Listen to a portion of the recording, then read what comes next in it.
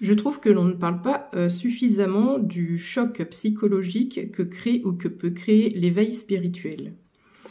Nous passons quand même d'un état assez cartésien, les pieds sur terre, je crois que ce que je vois, pour la plupart ou pour certains d'entre nous, à « je ne suis pas un être humain ayant une expérience spirituelle, mais je suis un être spirituel ayant une expérience humaine ». Donc quand tu comprends ça, tu as quand même un gros shift mental et c'est quand même pas simple à digérer. Je pense qu'il est bon de le rappeler pour ceux qui sont en début de parcours d'éveil spirituel.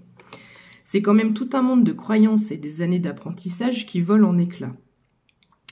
Et au nom de l'univers, je tiens à remercier tous ceux qui font ce travail. Ils sont conscients du doute qui persiste pour beaucoup. Ils sont conscients que l'acceptation n'est pas chose facile. C'est la raison pour laquelle tu ne pourras pas tout savoir en une seule fois, tout de suite, parce que tu deviendrais juste fou ou folle. C'est aussi pourquoi ce chemin te demande et te demandera autant de détermination. Là où tu vois de la difficulté, il t'offre une opportunité de transformation. Là où tu vois des obstacles, il t'offre l'adaptabilité et la croissance. Là où tu vois de la perte, il t'offre le lâcher-prise. Là où tu vois le chaos, il t'offre la résilience. Tu devras maîtriser la patience et mettre à profit ces temps de pause pour aller te chercher. Je répète, tu devras maîtriser la patience et mettre à profit ces temps de pause pour aller te chercher. Tu permettras à ta foi d'être inébranlable. N'oublie pas la gratitude, même quand tout va bien.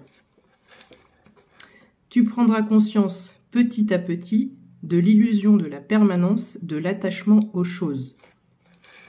L'univers te façonne pour que toutes les facettes du diamant que tu es puissent briller. 0222 quand je dis ça, je répète. L'univers te façonne pour que toutes les facettes du diamant que tu es puissent briller. Je finirai avec 2 petites citations. La vie, ce n'est pas attendre que les orages passent, mais apprendre à danser sous la pluie. C'est de Sénèque, il me semble. Ça a été repris et déformé par rapport à l'auteur. Et enfin, n'oublie pas que tu es né nu et que tu partiras nu.